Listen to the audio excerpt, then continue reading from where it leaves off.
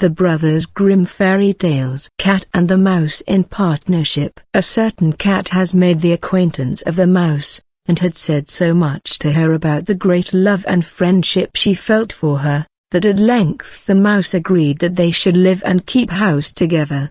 "But we must make a provision for winter, or else we shall suffer from hunger," said the cat, "and you, little mouse, cannot venture everywhere, or you will be caught in a trap some day."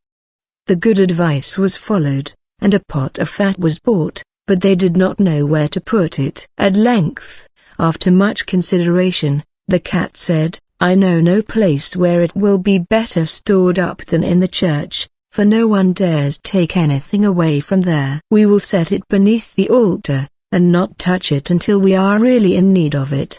So the pot was placed in safety, but it was not long before the cat had a great yearning for it, and said to the mouse, "I want to tell you something, little mouse. My cousin has brought a little son into the world, and has asked me to be godmother. He is white with brown spots, and I am to hold him over the font at the christening. Let me go out today, and you look after the house by yourself." "Yes, yes," answered the mouse, "by all means go, and if you get anything very good to eat, think of me. I should like a drop of sweet red christening wine myself."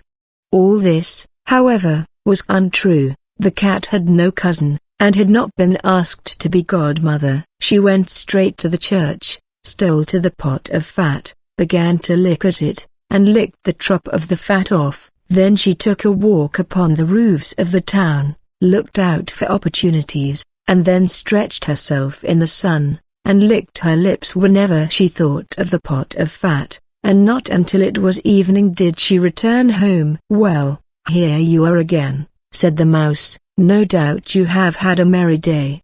"All went off well," answered the cat. "What name did they give the child?"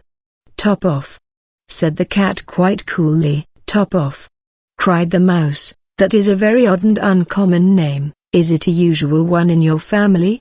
"What does that matter?" said the cat. "It is no worse than Crumb Stealer, as your godchildren are called." Before long the cat was seized by another fit of yearning. She said to the mouse, "You must do me a favor, and once more manage the house for a day alone. I am again asked to be godmother, and, as the child has a white ring round its neck, I cannot refuse."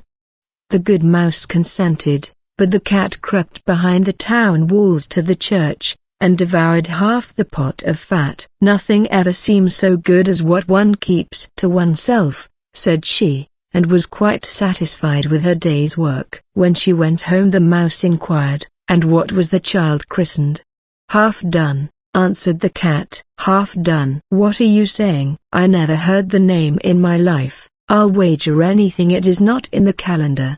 The cat's mouth soon began to water for some more licking. "All good things go in threes," said she. "I am asked to stand godmother again. The child is quite black, only it has white paws, but with that exception, it has not a single white hair on its whole body. This only happens once every few years. You will let me go, won't you?" "Top Off." "Half done," answered the mouse. "They are such odd names. They make me very thoughtful."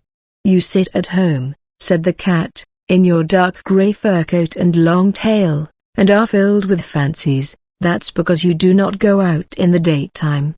During the cat's absence the mouse cleaned the house, and put it in order, but the greedy cat entirely emptied the pot of fat. "When everything is eaten up one has some peace," said she to herself, and well filled and fat she did not return home till night. The mouse at once asked what name had been given to the third child. "It will not please you more than the others," said the cat. "He is called All Gone."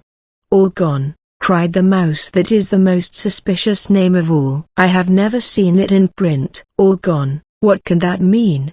And she shook her head, curled herself up, and lay down to sleep. From this time forth no one invited the cat to be godmother, but when the winter had come and there was no longer anything to be found outside, the mouse thought of their provision, and said, "Come, cat, we will go to our pot of fat which we have stored up for ourselves. We shall enjoy that."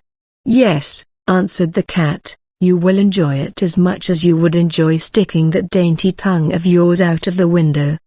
They set out on their way, but when they arrived, the pot of fat certainly was still in its place, but it was empty. "Alas," said the mouse, "now I see what has happened.